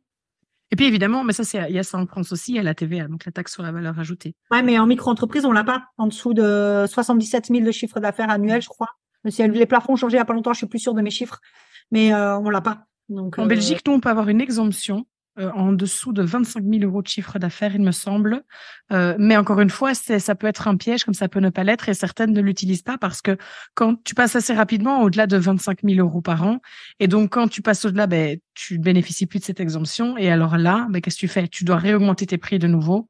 Et donc, c'est pire que ça, je pense, parce que moi, au Luxembourg, quand j'ai créé mon entreprise ici, puisqu'au début j'étais en France et après je l'ai créée ici, ils m'ont dit en dessous de 30 000 euros, vous payez pas de TVA. Ok. Donc, comme moi, mon activité était déjà très bien lancée, j'ai fait les 30 000 euros en 3 mois. Donc, j'ai dû changer de statut. Mais ce qu'ils m'avaient pas dit, c'est qu'à partir du moment où je dépassais les 30 000, je devais payer la TVA sur les 30 000. Ah oui. Donc là, toi, t'as pas du tout prévu ça, quoi. Ah, pas du tout. Je l'avais pas du tout. Et du coup, depuis le début, mon entreprise traînait un retard de TVA que, enfin, cette année a été résorbé, tu vois. Oui, bien sûr. Parce que en plus, entre-temps, j'avais une période où j'avais une baisse d'activité, etc., où du coup, j'avais aussi encore accumulé plus de retard. Enfin, c'était le bordel. Donc, peut-être même que chez vous, c'est la même. C'est-à-dire que passer les 25 000, ils vont vous faire, les 25 000 d'avant, là, la TVA. Hein, peut-être même, je sais pas, tu vois. Mais en tout cas, moi, c'est ce qui m'est arrivé. Et Luxembourg, Belgique, et ils sont très similaires en termes d'administration parce que le Luxembourg était une province belge jusqu'à il y a 50 ou 60 ans encore. Donc, ils ont gardé encore beaucoup de fonctionnement de l'administration francophone belge. Oui, on parle de 21%. Hein. Donc, c'est pas rien. Non, c'est sûr. C'est sûr. Alors, on vient d'aborder ici les points non négociables. Donc, vraiment le minimum de la détermination du prix de vente de ces créations. C'est-à-dire que en dessous, on peut pas, on n'est pas viable. Ceci étant dit, déterminer son prix de vente ne s'arrête pas à ça. Je pense par exemple au fait que si tu prends 2 tableaux ou 2 bijoux ou 2 vêtements similaires, ils peuvent être vendus avec plusieurs dizaines, milliers d'euros de différence, voire même encore plus. Qu'est-ce qui peut faire varier les postes qu'on a énoncés juste avant autant? Je pense par exemple au tarif horaire, je pense à la marge, je pense aux charges. Qu'est-ce qui peut faire en sorte que ça varie autant? Déjà, la confiance en soi de la créatrice. Et l'estime de soi de la créatrice, clairement. Pareil, j'ai une cliente, les Caprices de Justine, qui s'est lancée, pareil, suite à un ITP. Elle vend ses créations au prix qu'elles valent en étant, je crois que c'est elle je sais plus si elle est à 30 ou 50 euros de l'heure. Elle fait que des expos, elle fait la vie de ses rêves, elle va drouiller toute l'année de festoche en festoche et elle vit de son activité. Et il me semble que c'est elle qui a 50 euros de l'heure avec la marge 50-60%. Elle a appliqué tout au mieux du mieux pour se rémunérer. Et du coup, forcément, elle vit la vie de créatrice de ses rêves parce qu'elle s'épuise pas. Parce que ce qu'il faut comprendre, c'est que moins on vend cher, plus on a besoin de créer pour rentrer de l'argent, mais moins on a de temps pour créer puisqu'on n'est pas rentable, on se paye pas le temps de travail. Moi, il y a un calcul que j'adore faire, c'est le calcul chamboule tout, où je leur fais calculer, avec tes prix là maintenant, combien d'heures tu dois travailler par mois. Souvent, c'est plus qu'un temps plein. J'aime bien leur rappeler qu'un temps plein SMIC payé en France, c'est 151 heures. Et souvent, elles sont autour de 200-300 heures. Alors, je dis, comment tu veux faire? En plus, tu es à côté, tu vois, c'est pas possible. Donc voilà. Et après, je ramène ça à la journée. Tu vois, ta journée de 24 heures. Alors, si tu dors pas, si tu manges pas et que tu travailles 22 heures par jour, c'est bon. À ce prix-là, tu peux en vivre. Du coup, t'as les calmes un peu. Donc, du coup, c'est vraiment la confiance en soi de la créatrice qui est le premier filtre. Ensuite, 20 euros de l'heure, c'est vraiment le minimum. Parce que comme on l'a vu, en étant en 80-20, on n'est qu'à 4 euros de l'heure sur son temps de travail. Et là où on peut vraiment jouer sur son prix, c'est donc, comme disait, rééquilibrer le 80-20 pour pas avoir besoin de trop augmenter son tarif horaire. Et de façon très exceptionnelle avec mes clientes, je les autorise parce que je suis personne pour obliger quoi que ce soit, mais dans les discussions qu'on a, je leur dis, OK, tu peux baisser ta marge à 30%, mais à condition que tu ne fasses pas de revente. Par exemple, j'ai une créatrice qui fait que du sur-mesure, que du sur-commande. Donc, elle peut pas vendre de stock à des boutiques ou dans des dépôts ventes. Elle ne peut vendre que par elle-même. Donc, OK, une marge à 30% parce que tu n'as pas besoin de compenser. Mais c'est pas énorme, une marge à 30%. Donc, applique au moins un bon tarif horaire, quoi, parce que la prime que tu vas te verser, elle va pas faire grand-chose, hein. Ou alors, des fois, on peut avoir un produit d'appel sur le coup, on sait qu'on va jamais vendre en boutique parce que c'est vraiment notre produit pour attirer la clientèle et on peut éventuellement baisser la marge dessus. Mais attention à pas qu'il soit trop peu cher par rapport au reste des créations, sinon on va pas attirer la bonne clientèle. On va attirer des gens qui sont en capacité d'acheter que du pas cher et du coup les autres produits vont passer à la trappe et on va rentrer dans le cercle vicieux de ah non, les gens ils veulent que du pas cher. Ah, ben non, t'as pas attiré la bonne cible avec le bon prix. Ce qui fait aussi la différence, c'est l'expérience. Ça fait 8 ans que je suis dans le métier, donc j'ai la chance d'avoir vu beaucoup de créatrices évoluer, notamment l'Ostrara Bijou que j'aime beaucoup. Qui a évolué au début, elle faisait de l'assemblage, comme moi je faisais à l'époque avec la Dame de Lys, et puis maintenant elle crée ses pièces elle-même de A à Z.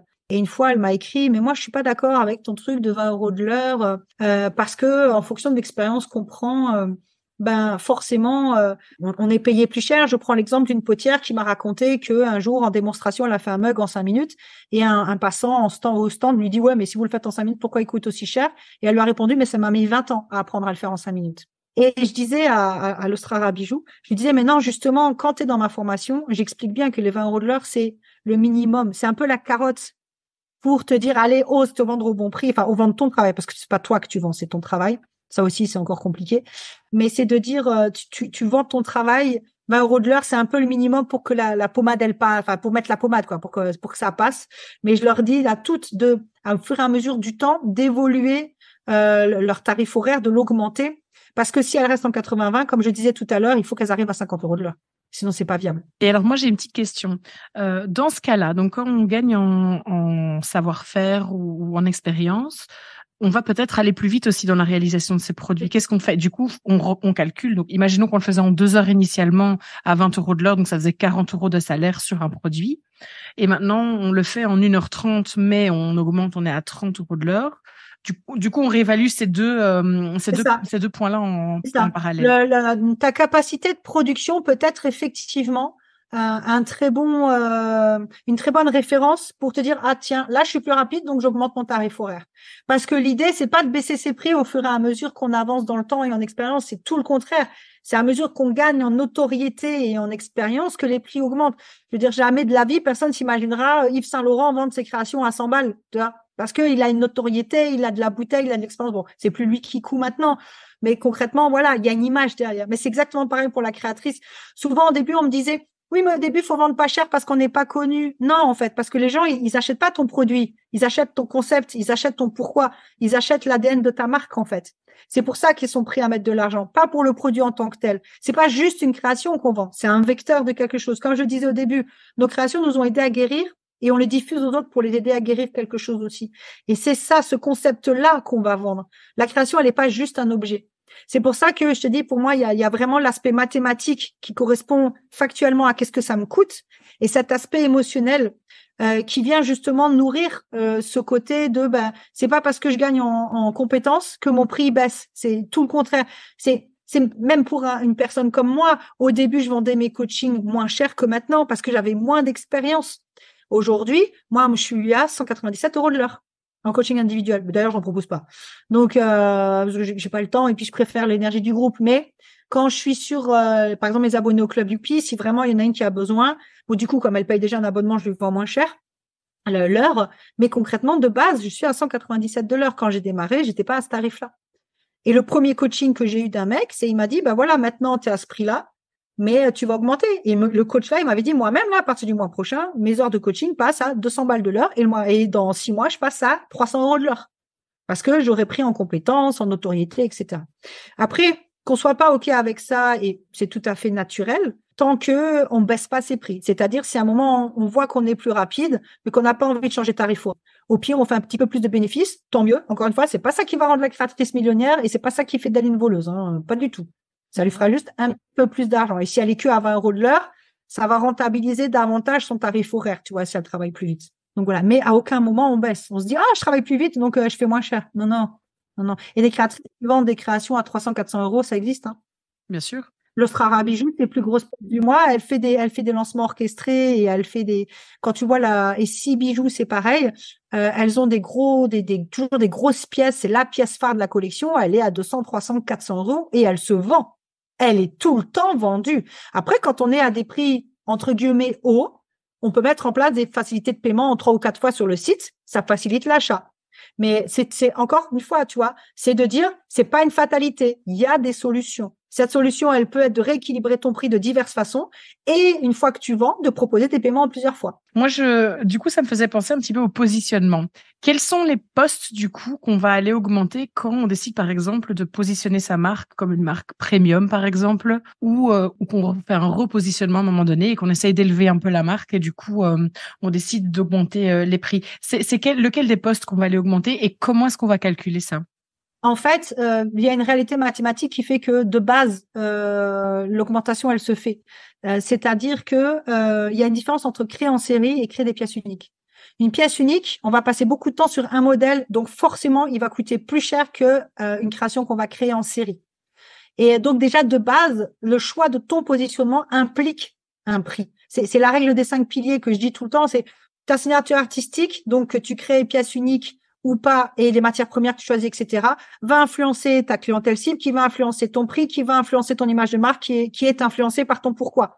Et c'est un cercle comme ça où chaque pilier nourrit l'autre, en fait. Donc, à partir du moment où on fait le choix de glow up, on va dire sa marque, ça passe par des produits qui sont mieux finis, donc forcément ça passe par plus de temps à l'atelier, donc ça passe par une augmentation du nombre d'heures de travail et donc forcément du prix de la création. De base, de facto en fait. Après, c'est surtout l'inverse qui se produit, c'est-à-dire comme on le disait tout à l'heure, comme la créatrice va gagner en expérience, elle va travailler moins longtemps, mais il faut qu'elle maintienne son prix de départ, voire même qu'elle augmente un petit peu de temps en temps parce que ça lui permet de faire des investissements peut-être en pub Facebook ou en publicité dans les magazines, etc. On peut choisir de faire une augmentation par choix, mais en général cette augmentation elle se fait parce qu'il y a des coûts supplémentaires qui s'impliquent parce que l'entreprise évolue. J'ai jamais vu jusqu'à présent, mais je dis pas que ça n'existe pas, mais j'ai jamais vu de créatrice qui a fait une augmentation entre guillemets pour le kiff. C'est toujours parce que comme sa marque a grandi, il y a eu des frais supplémentaires. Elle a eu des salariés ou elle a eu, enfin, Demi-Sel Bijoux, c'est une entreprise de 8 salariés. Si je dis pas de bêtises, tu vois. Soliluna Macramé aussi. Alors elle s'est développée parce que maintenant elle vend elle fait du macramé, mais elle vend aussi donc du coup des formations de macramé, du matos de macramé. Demi-Sel Bijoux, elle vend que des créations. Mais elles sont, je crois qu'elles sont 8. Elles sont pas toutes salariées. Il y en a qui sont indépendantes, mais c'est des coûts pour la société. Donc forcément, ça va s'impacter sur le prix de la création. Et ce que tu payais pas avant, c'est-à-dire comment dire ça, si maintenant sur ta création à 50 €, tu payais que toi et t'étais limite, en ayant des salariés, toi tu vas moins travailler, donc ton tarif horaire est plus intéressant, mais tu payes les gens qui travaillent à ta place. Donc ça réduit pas tes coûts, au contraire, souvent ça les augmente un petit peu, tu vois. Mm-mm. Et est-ce que tu as une fréquence à laquelle tu conseillerais les créatrices d'augmenter leurs tarifs? Est-ce que une fois par an, généralement, au début d'année, c'est le moment où les entreprises annoncent l'augmentation des prix, ce genre de choses. Est-ce qu'il y a comme ça une récurrence qu'on peut transposer dans le milieu des créatrices ou pas vraiment? Ou c'est vraiment en fonction de, comme tu dis, l'augmentation des frais ou l'augmentation de la matière première aussi, parce que dernièrement, avec le Covid, etc., on a connu l'augmentation de pas mal de matières premières. Donc, est-ce que c'est vraiment plutôt comme ça ou est-ce que c'est, voilà, on se dit tous les 1er janvier, on recalcule et on augmente ses prix? Là, encore une fois, la réponse dépend de la créatrice. Il y a des créatrices qui vont avoir un véritable esprit business. C'est rarement le cas chez une créatrice. Elle est créatrice, mais elle est souvent moins dans la partie business. Et c'est pas une critique, hein, c'est juste un constat. Et des créatrices qui ont vraiment un côté business, elles vont avoir ces automatismes-là de se dire, bah voilà, l'année prochaine, j'augmente mes bénéfices de 30%. Du coup, pour augmenter ces bénéfices-là, je vais un petit peu augmenter mes tarifs, mais en même temps, je vais augmenter mes moyens de vendre, mes moyens de diffusion, ma publicité, etc. Et du coup, l'augmentation va servir à financer ça. J'ai jamais, même moi, enfin, après moi, je suis un peu un ovni dans l'entrepreneuriat parce que je suis ultra intuitive, je suis pas organisée, je la ramasse totale tout le temps, je sais pas anticiper, enfin voilà. Donc par rapport à d'autres personnes qui sont hyper carrées dans leur business, mais ça fonctionne pareil, c'est juste que c'est le bordel. Mais il semblerait que les gens le captent pas, parce que j'en parlais encore il y a quelques jours avec une créatrice qui me dit non, mais de notre point de vue, tu fais plein de trucs et c'est vachement organisé, hein. Ah non, non, pas du tout. Ah oui, on faisait un live sur Instagram avec Lucie la chineuse, où on disait, ouais, on est à la ramasse. Elle me disait, putain, mais vous avez l'air super organisé. Ah bah, absolument pas. Bah alors, pas du tout, hein. On se priorise déjà. Donc si on n'a pas envie de bosser, on bosse pas. Voilà, déjà, c'est toi. Et aujourd'hui, on se permet ce luxe-là. Dans la limite du raisonnable, bien entendu. Mais c'est un peu cette idée j'ai jamais vu autour de moi de gens qui augmentaient pour augmenter. C'était toujours cette augmentation. Après, on peut choisir l'augmentation parce que on a besoin d'investir plus, ou alors parce qu'on a besoin d'investir plus, on va augmenter. Tu vois, il y a ces deux biais-là. Mais l'augmentation, elle est toujours pour répondre en général à, comme tu dis, augmentation de la matière première, prendre quelqu'un pour déléguer une partie du travail, avoir plus de trésorerie pour investir pour un nouveau projet, etc. Tu vois. Mhm. Et puis moi, je sais que moi, à titre personnel, mon club Youpi, il a augmenté déjà 2 fois. Tout au début, l'offre de lancement, c'était 27 € par mois. Il a été longtemps à 37 € par mois. Et comme je rajoute régulièrement des nouvelles vidéos de formation, aujourd'hui, on a 250 vidéos de formation, on a une centaine de fiches administratives, il y a 2 lives par mois. Enfin, 37 €, pour moi, c'était plus juste. Donc, il est monté à 47. Et cette année, il s'était prévu qu'il monte à 57 parce qu'il les vaut. Mais je me suis dit, bon, là, les créatrices, elles se prennent plein d'augmentations. Je vais rester sur 47 encore un temps. Et de toute façon, moi, j'avais besoin d'être aussi un peu plus en retrait, un peu plus en pause, tu vois. Donc, je me disais, voilà, moi, je m'accorde plus de temps, je travaille moins et du coup, le prix reste stable. OK, on fait ça comme ça. Par contre, effectivement, si d'ici 1 an ou 2, je vois que je suis de nouveau à fond, que il y a quand même toujours du nouveau contenu, mais c'est moins régulier qu'avant, tu vois. Mais il y a toujours du nouveau contenu. Et c'est plus moi qui le fais, ça va être des gens que je vais payer pour le faire. Donc, du coup, pour le moment, ça reste rentable. Mais voilà, d'ici 1 an ou 2, ça va très certainement augmenter parce que je sens plus le prix aligné à la valeur du contenu, en fait. Donc, on peut aussi partir de sa propre perception. Mais quand on est créatrice, c'est très rare, hein, parce qu'encore une fois, elles ont tellement pas le sentiment que leur travail peut valoir quelque chose et puis elles ont tellement aussi les modèles industriels en tête. Souvent, c'est ça aussi l'amalgame entre, moi, j'achète des modèles industriels et ça vaut tant. Oui, mais l'artisanat, c'est pas du tout le même modèle de fabrication. Donc, forcément, c'est pas les mêmes coûts, tu vois. Et moi, j'ai même l'impression que des fois, c'est le contraire, tu vois.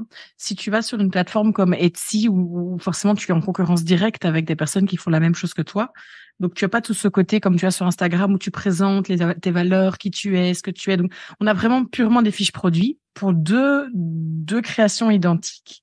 Je vais avoir tendance à me dire, celle-là, elle est un peu plus chère. Il doit y avoir quelque chose de mieux. Tu vois, c'est le contraire. Moi, c'est exactement ça. Au lieu de se dire ah non mais je vais chercher la moins chère, ce que peut-être des personnes qui sont pas sensibles au monde des créations et de l'artisanat ne feraient pas. Moi je vais me dire celle-là elle est plus chère, il doit y avoir quelque chose de mieux, il doit y avoir quelque chose, il doit y avoir des valeurs, il doit y avoir quelque chose, et je vais être plus attirée par celle-là que par celle qui sera moins chère. C'est exactement ce que j'explique aux créatrices aussi. C'est quand on va à Lidl, on sait qu'on achète de la merde. Quand on va à la Foire Fouille, on sait qu'on achète de la merde. Par contre, quand on va faire ses courses, je sais pas moi, si on compare Mati et Swarovski, c'est même pas comparable, tu vois. Et on le sait. Et c'est exactement ce que je dis à mes clientes. C'est d'où l'intérêt des 5 piliers. C'est que ton prix va induire au client une qualité de ton travail. Donc, et c'est ce que j'explique à mes clientes. Quand tu dis aux gens, c'est made in France ou Belgium, avec des matériaux choisis avec soin, j'ai pris du temps, il y a des belles finitions, ouais, tu prépares psychologiquement, la personne dit, ah ouais, bon, ouais, c'est 20 balles. Ouh. Non, il y a un truc qui va pas. Mais pourquoi c'est 20 balles, en fait? Attends, il y a Anguille sous roche, je me suis fait arnaquer, c'est pas possible que ce soit à ce prix-là, avec cette qualité-là. Et ça aussi, c'est tout un travail que je fais avec les créatrices, de leur dire, mais quand vous donnez un petit prix, les gens, ils pensent que vous faites de la merde. Donc, ça n'a aucun intérêt. Et il y a des gens qui se gênent pas pour acheter du AliExpress et le revendre au prix de l'artisanat. C'est encore plus paradoxal. Mm-hmm. Mais c'est vraiment ça. Le prix induit une qualité du travail. Et j'aime bien utiliser l'analogie de 2 stands qu'on voit au loin. Toi, on se balade, on flâne, il y a une expo de créateurs, on voit 2 stands un peu au loin. Un qui paye pas de mine avec un parasol dégueulasse, on voit rien de loin parce que sûrement que tout est posé à plat. Un à côté avec un barnum, des volumes, des guirlandes et tout.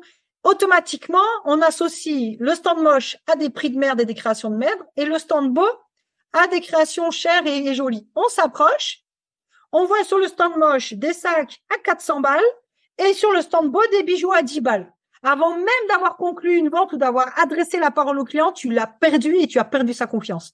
Parce qu'il se dit, c'est pas normal, il y a quelque chose qui va pas. C'est important, la cohérence des 5 piliers, c'est ça. C'est je cible la clientèle qui est prête à mettre le prix que valent mes créations par rapport à la signature artistique que j'ai et je diffuse l'image de marque qui correspond à tout ça et avec des valeurs qui correspondent aussi à ma clientèle cible. C'est ça, ce cercle vertueux, tu vois. C'est une question de cohérence. Et à chaque fois qu'une créatrice ne vend pas, systématiquement, elle se dit, c'est parce qu'elle est trop chère et elle baisse ses prix. Sauf que très souvent, elles se rendent compte que même en baissant leur prix, elles vendent pas. Parce que ce qui n'est pas clair, c'est ce qu'elles font, pour qui elles le font, pourquoi elles le font, et à quel prix elles le font et comment elles le font. Si un des 5 piliers n'est pas clair, les gens n'achètent pas parce qu'ils comprennent pas que ce qu'on fait, c'est pour eux. Donc, le prix est rarement le problème. Sauf si, dès le début, on s'est adressé à une clientèle cible qui est pas pour de l'artisanat. Comme tu disais tout à l'heure, la cliente sensible, il faut bien comprendre que la population, alors oui, il y en a qui acceptent pas cette idée-là, mais c'est comme ça, elle est divisée en minimum 3 catégories. Les classes populaires, les classes moyennes et les classes sup. Et chaque classe populaire a un marché qui lui correspond. Je parle pas du marché de créateurs, je parle du marché, l'offre et la demande, tu vois, comme le marché de l'immobilier, le marché des aspirateurs, tu vois. Et pour chaque classe sociale, le marché répond aux besoins de cette classe sociale. Donc, les classes populaires, c'est des gens qui gagnent maximum le SMIC. Donc, c'est des gens qui sont en mode survie. C'est des gens qui ne s'intéressent même pas à l'artisanat parce qu'ils n'ont pas les moyens de se l'offrir.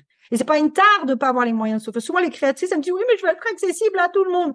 Bah, alors, laisse à la personne en difficulté financière le plaisir de mettre de l'argent de côté pour s'offrir quelque chose qui pour elle aura vraiment de la valeur, où elle se sentira valorisée en recevant un beau colis avec une belle création. Elle se dira, waouh, inconsciemment, je l'ai mérité, j'ai bossé pour, je suis fière. Et on traite très différemment une création à 100 balles qu'une création à 10 balles. La création à 10 balles, elle traîne au fond du tiroir, on s'en branle, concrètement. La formation à 100 balles, la création à 100 balles, on va avoir plaisir à s'offrir, on va avoir plaisir à l'apporter parce qu'on va se valoriser nous-mêmes en l'apportant. Les classes populaires, leur critère d'achat, c'est le prix. Parce qu'ils sont en mode survie, ils ont pas de thunes et ils vont acheter que dans des magasins discount. D'ailleurs, la catégorie discount a été créée pour cette catégorie de population-là. Ensuite, les classes moyennes, ça va être les personnes qui sont fonctionnaires ou qui ont des emplois qualifiés. Donc, eux, ils gagnent du SMIC jusqu'à à peu près 3 000, 3 500 € en moyenne. Et eux, leur critère d'achat principal, c'est pas le prix, c'est la qualité et l'origine du produit. J'avais fait un sondage en 2020-2021. Justement, c'était bien qu'on l'avait fait sur cette période-là parce qu'il y a eu le Covid avec l'engouement et il y a eu 2021, il y a eu une baisse de l'engouement pour l'artisanat. Donc du coup, c'est pour ça qu'on avait tiré le sondage encore sur cette période-là. Et c'est clair, hein, les résultats sont clairs, nets et précis. Le prix, il arrive en 3e position pour les classes moyennes, pardon. Et les classes sup, elles s'en branlent du prix, elles ont la thune. Donc le prix, il arrive en 5e position des critères d'achat. L'artisanat est cible. D'ailleurs, là aussi, c'est très intéressant sur les études de marché sur l'artisanat. La loi de Pareto s'applique aussi. 80% de l'artisanat est vendu aux classes moyennes et 20% aux classes sup. Intéressant, ça. Ouais. Et du coup, mais ça veut pas dire que c'est moins intéressant de faire du haut de gamme. Et c'est ce que j'ai prouvé avec ce sondage. Parce que j'ai demandé aux gens combien étaient prêts à mettre moins de 50 €, combien étaient prêts à mettre plus de 50 €. Et en fait, à chaque fois, tu as moitié moins de gens qui sont prêts à dépenser pour de la classe du haut de gamme, mais elles sont prêtes à dépenser 2 fois plus. Donc finalement, tu fais le même chiffre d'affaires en vendant haut de gamme, sauf que toi, tu gagnes en qualité de vie parce que tu vas prendre ton temps pour faire tes créations, tu vas prendre ton temps pour communiquer avec ta cliente parce que tu vas te payer au prix juste, en fait. Ouais. Et c'est toute la différence. Et les créatrices, elles ont du mal à comprendre ça parce que c'est normal. Elles sont créatrices. Elles sont pas dans le commerce. Elles ne connaissent pas les statistiques, mais tout ça, tu le consultes sur l'INSEE. Tu regardes les différents moyens financiers des classes de population et tu le vois, tout ça, tu vois. Alors oui, là, il y a la crise cette année, l'Ukraine, blabla. Les gens, ils font un peu plus attention. Je dis pas le contraire.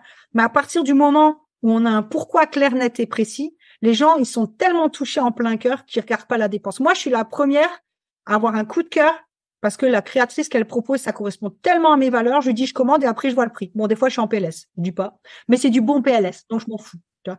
Genre, il y a une créatrice que j'adore. J'adore ses bijoux. Je pourrais tout lui acheter. Et une fois, j'ai vu un collier. Je dis, je peux te le commander et tout. Elle me dit, OK. Elle me fait un devis, 180 €. Je fais, OK. Je peux te le payer en 2 fois. Ça te dérange pas? Elle m'a dit non. OK, j'ai payé en 2 fois. Je reçois le collier. Il était tellement beau. Je lui dis, écoute, il me faut les boucles d'oreilles assorties. Et forcément, les boucles d'oreilles, c'est 2 créations. Donc, elle me dit, OK, mais c'est de nouveau 180 balles. OK, je m'en fous. Mais parce que elle a cette démarche, ses créations sont très authentiques, pour moi, elle résonne beaucoup avec ma part primitive, tu vois, elle travaille avec du laiton brut et des graines et, il y a ce côté vraiment très ethnique, très peuple premier, tu vois. Moi, j'adore ça. Je craque tout de suite. Ou les travails du bois, j'adore ça, tu vois. Plus c'est brut, plus j'adore. Mais à aucun moment, je me suis dit, putain, la connasse, pardon, je dis plein de gros mots. 280 balles. Non, j'étais tellement en kiff. Je dis, OK, par contre, je peux te payer en dollars. Ça m'arrangeait un peu. Et c'est ça, en fait, que les créatrices, elles captent pas. C'est que quand on vend moins cher, on ruine son entreprise. On ruine sa santé parce qu'on doit travailler plus pour gagner le minimum. Et je vous te jure que des créatrices en burn-out, j'en ai déjà eu en accompagnement. Et qu'à partir du moment où elles augmentaient leur prix, du coup, elles avaient moins besoin de travailler. En plus, on gâche le plaisir des clients qui, en achetant une façon pas chère, ne perçoit pas la valeur et ne perçoit pas qu'il se valorise lui-même. Donc, l'expérience, elle est négative sur tous les plans. Pour le client, pour la créatrice et pour la santé de la créatrice, tu vois.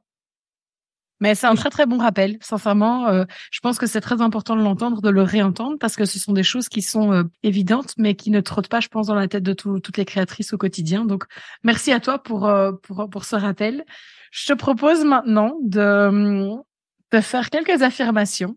Et tu vas me dire si tu es d'accord ou pas, et puis évidemment me donner ton opinion sur le pourquoi tu es d'accord ou pourquoi tu n'es pas d'accord. Alors, la première affirmation. Je préfère vendre moins cher qu'au prix juste, car sinon je suis persuadée que je ne vendrai pas ou beaucoup moins. Non, c'est totalement faux. Comme je disais tout à l'heure, ça a même été prouvé par le sondage. Quand on vend au prix juste, on vend certes moins cher, hein, on vend moins. Je vais pas dire que c'est pump up, hein, mais comme on vend plus cher, on perd pas d'argent. Vraiment. Alors peut-être que des créatrices à qui l'inverse est arrivé ne m'ont pas contacté, hein, mais les retours que j'ai eu sur l'atelier de calcul de prix, et j'ai plein de témoignages que je mets tout le temps dans mes masterclass justement, qui disent depuis que je vends au prix juste, je vends mieux parce que la qualité du produit est plus cohérente avec le prix, donc le client il a moins de freins à l'achat parce qu'il se demande pas tiens comment ça se fait que c'est si peu cher alors que c'est soi-disant si qualitatif, tu vois. Et surtout que quand on vend à un prix juste, on a l'image de marque, encore une fois cette cohérence de l'image de marque, etc. qui fait que le prix il passe. Le client en fait il s'attend pas à payer pas cher en général quand il consulte de l'artisanat. Donc non, vendre moins cher. On va peut-être vendre plus que quelqu'un qui vend plus cher, mais on va pas faire plus de chiffre d'affaires et on va devoir produire plus pour vendre plus, sauf qu'il y a que 24 heures dans une journée et qu'il y a un moment, on arrive à l'épuisement et on n'arrive toujours pas à vivre de son activité parce que on vend pas assez cher et on n'est pas rentable. Et du coup, on se dit, ouais, mais c'est à cause de mes prix, il faut encore que je les baisse. Alors que non, en fait, c'est une croyance limitante. C'est pas du tout le cas. C'est tout l'inverse. Alors, affirmation 2. Je ne suis personne pour vendre mes créations. Je suis autodidacte en plus. Alors, je suis déjà bien contente de les vendre et on verra pour le prix plus tard. Alors, comme j'aime bien le rappeler aussi à mes clientes, qu'est-ce qu'on retient de nos ancêtres primitifs encore aujourd'hui? C'est leur art dans les grottes. On s'en branle de ce qu'ils chassaient, de ce qu'ils mangeaient, à la limite, ce qui peut être rigolo, c'est de savoir comment ils se reproduisaient parce que tout ce qui touche au sexe, ça fait rigoler tout le monde et puis voilà, tu vois. Mais ce qui nous touche fondamentalement, profondément en tant qu'être humain, c'est leur art. Et ce que leur art prouve, c'est que la créativité fait partie de notre humanité intrinsèquement. On n'a pas besoin d'apprendre à créer, c'est inné. On a besoin d'apprendre des techniques, mais d'être créatif, non, absolument pas en fait. C'est ce qui fait de nous des êtres humains. Pour moi, la créativité, c'est ce qui nous dissocie du monde animal. Quand j'étais en archéologie, en fac d'archéologie, on nous disait la différence entre l'humain et l'animal, c'est que l'humain utilise des outils. Sauf que de plus en plus, on découvre que des animaux sont en capacité d'utiliser des outils aussi. Il y a des singes qui, à partir d'une brindille, enlèvent les feuilles et les mettent dans les termitières pour choper les termites. C'est un outil. Il y a des vautours qui qui jettent les os du haut du ciel sur des pierres parce qu'ils savent que cette pierre-là va fracturer l'os et qu'ils pourront manger la moelle. Donc, ils utilisent un outil. Donc, les animaux savent utiliser des outils. Pour moi, ce qui fait la différence intrinsèque, c'est cette créativité-là. Donc, être autodidacte, pour moi, c'est pas cohérent. Ça n'a aucun sens. Parce que de toute façon, cette créativité fait partie de nous. Qu'on va nous apprendre dans les écoles de couture, par exemple, c'est des méthodes de travail. Mais notre créativité, elle est innée. Et certains sont plus créatifs que d'autres, peut-être juste parce qu'ils sont plus à l'écoute de leur créativité que d'autres. À mon avis, on a tous le même degré de créativité et ça dépend simplement de la sensibilité de chacun. Parce que les créatrices, pour la grande majorité, sont des hypersensibles et je reste convaincue que c'est cette hypersensibilité-là qui rend leur créativité si foisonnante. Et donc non, être autodidacte, ça ne justifie strictement rien parce que le monde entier est autodidacte, concrètement. Et que c'est pas parce que tu as un CAP flou que ton travail a plus de valeur. J'ai des clientes qui ont passé le CAP couture flou, pardon. J'ai des clientes qui ont passé des CAP couture parce que ça les rassurait. OK, vas-y, si tu en as besoin. Combien de fois j'ai entendu dire, mon Dieu, mais ce que j'apprends, je savais faire mais depuis longtemps, quoi, et mieux, hein, concrètement. J'ai même une qui m'a dit, mais la formatrice, elle a dit n'importe quoi. Et elle est devenue formatrice après dans l'école. Donc, et j'aime bien rappeler que les gens qui ont créé des diplômes, C'était des gens qui n'avaient pas de diplôme, puisqu'il fallait les créer. Donc, ton diplôme, c'est un certificat d'autodidacte. Meuf, sérieusement, tu vois? Donc, non, ton travail a la même valeur que tu sois diplômé ou non, parce que c'est la valeur du cœur et de ta créativité, de ton âme et de ce que tu donnes au monde. Donc, peu importe que tu sois sorti d'école ou pas. Et je dirais même, pardon, pour celles qui sortent d'école, ce n'est pas un jugement ou une agression à votre rencontre.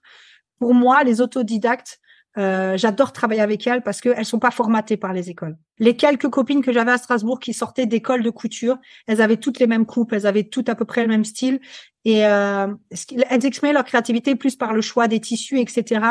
Mais je te jure que tu vas sur l'instant, tu reconnais les filles qui sortent d'école et celles qui sortent pas d'école, sérieusement. Et je trouve ça presque dommage en fait. Affirmation numéro 3. Je vais vendre mes créations moins cher au début et j'augmenterai le prix ensuite. Ah non, non. La grosse erreur à pas faire, parce que comme on disait tout à l'heure, il y a les classes populaires, les classes moyennes et les classes sup. En vendant ces créations à petit prix au début, on va attirer des classes populaires très souvent. Donc des personnes pour qui le prix est absolument vital et du coup qui vont tout le temps chercher à négocier. On va pas attirer la bonne clientèle cible. Donc nous, on va être découragés parce qu'on va se retrouver avec des gens qui vont tout le temps critiquer nos prix.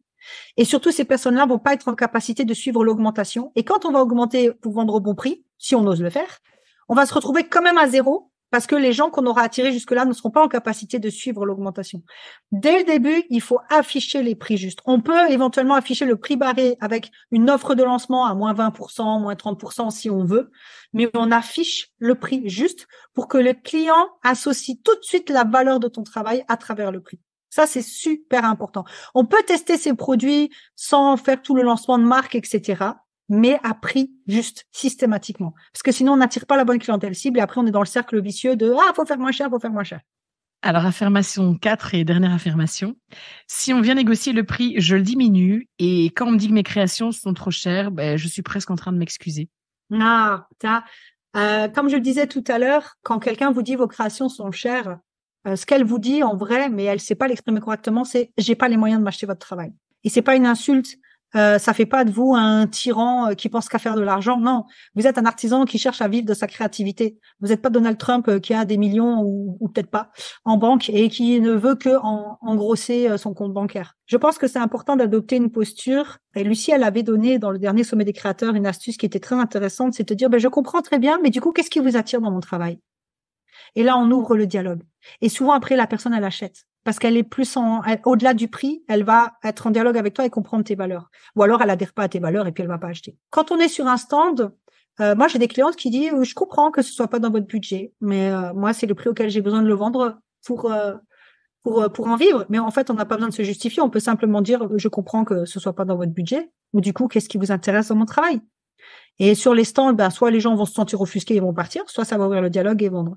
Et quand c'est en ligne par message privé, où on demande est-ce que je peux avoir un prix parce que là, c'est de dire écoutez, moi mes créations sont vendues au prix juste, je peux vous proposer un paiement en plusieurs fois.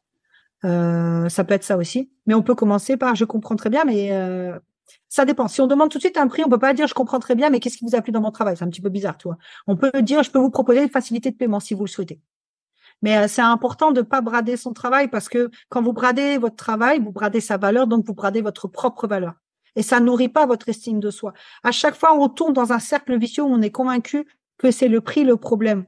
Et ça vient toucher notre valeur en tant qu'être humain et créatrice, en fait. De se dire, mon travail, il vaut rien, en fait. Non, soyez sûr de vous. Et votre travail, il vaut quelque chose parce que, ne serait-ce que parce qu'il a demandé du temps de travail et de l'achat de matières premières. Ne serait-ce que ça. Cette réalité économique et mathématique. Ensuite, il y a toute la réalité émotionnelle qui est derrière de vous le valez, votre travail le vaut. Et comme qui dirait L'Oréal, c'est parce que je le vaux bien. Non, mais c'est vraiment cette idée de rappelez-vous ça. Les gens, quand ils vous disent c'est cher, ça veut pas dire que vous les arnaquez, ils vous prennent pour des escrocs ou pour des voleuses. Ils vous disent simplement j'ai pas les moyens de m'offrir votre travail. Et c'est OK. Parce qu'il n'y a pas tout le monde qui peut s'offrir votre travail. Et parce que l'artisanat, c'est pas du social. Je suis désolée. Si on veut faire du social, on fait pas de l'artisanat. Clairement, c'est pas... Mais ça, je répète souvent à mes clientes et je leur dis, je suis désolée de vous offusquer. Mais oui, mais je veux que ce soit accessible à tout le monde. Non, en fait. On n'est pas Mère Teresa. On est des artisans créateurs. On vit en Occident, dans la partie occidentale de l'Europe, où le niveau de vie fait partie des plus élevés. Donc, forcément, la réalité économique fait que nos créations ont un coût. Et justement, toi, avant, tu parlais d'Etsy. Etsy, tu as des gens du monde entier qui n'ont pas les mêmes réalités économiques et qui, du coup, les prix sont très différents. Mais ça ne veut pas dire pour autant que la personne ne calcule pas son prix correctement. C'est juste que le niveau de vie chez elle est moins cher. Donc, forcément, la matière première est moins chère, le temps de travail est moins cher. Donc, la création, globalement, elle est moins chère. C'est vrai, c'est vrai. Alors, dis-moi, je sais que le sujet est vaste et qu'on pourrait en parler encore pendant très longtemps. Mais est-ce qu'il y a une chose en particulier que tu souhaiterais dire ou ajouter afin d'aider les créatrices à déterminer leur prix juste? Prendre confiance en sa propre valeur et en la valeur de son travail. La créativité, elle est vraiment là pour guérir quelque chose en nous, pour nous montrer de quoi on est capable. Ce qu'on crée, c'est souvent le pourquoi qu'on n'arrive pas à verbaliser, mais on arrive à le fabriquer de ses mains.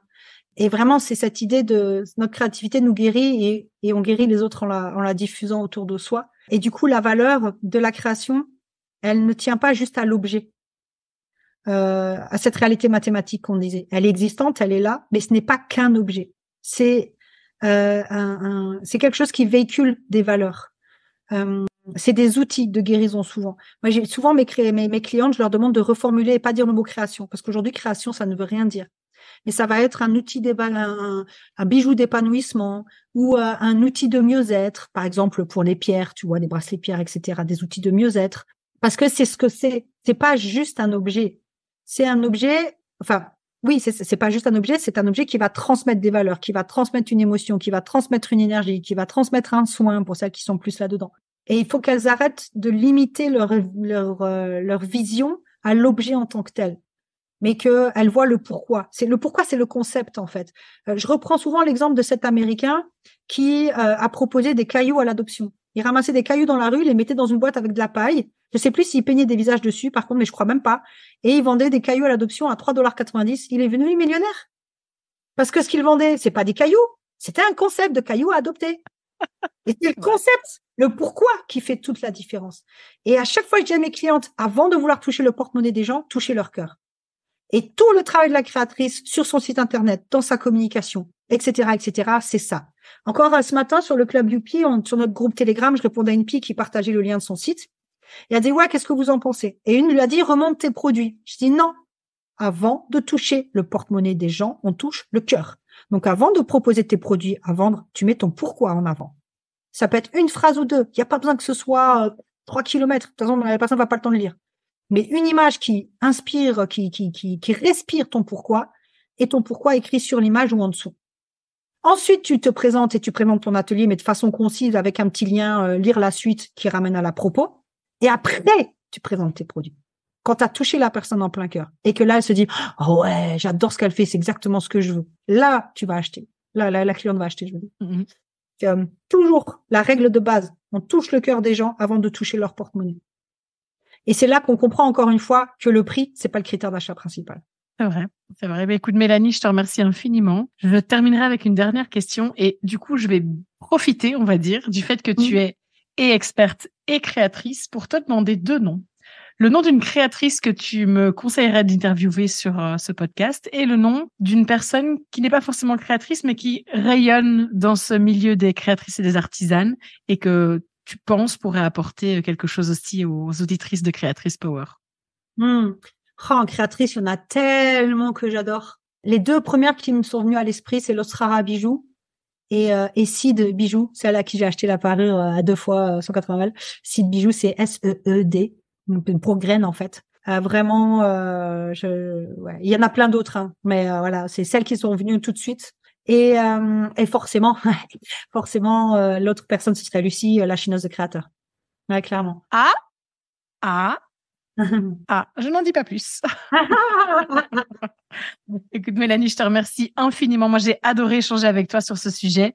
Je suis persuadée que cet épisode sera d'utilité publique pour les créatrices qui nous écoutent et qu'elles vont commencer à déterminer pour la première fois leur prix de leur création ou qu'elles déterminent si ce prix qu'elles pratiquent est encore d'actualité. Sincèrement, je pense que elles vont y trouver leur compte. Et si vous, les copines et collègues créatrices, vous décidez de retrouver Mélanie sur les réseaux, eh bien, je vous laisse toutes les informations en description de cet épisode et je vous dis à la prochaine fois. Merci infiniment d'avoir écouté cet épisode de Créatrice Power. J'espère qu'il t'a apporté inspiration, connaissance et de quoi nourrir ta réflexion pour faire grandir ton entreprise créative et ta marque. N'hésite pas à noter cet épisode sur ta plateforme d'écoute préférée et à le partager sur les réseaux sociaux. Cela me permettra de grandir avec toi et de fournir toujours plus de contenu de qualité.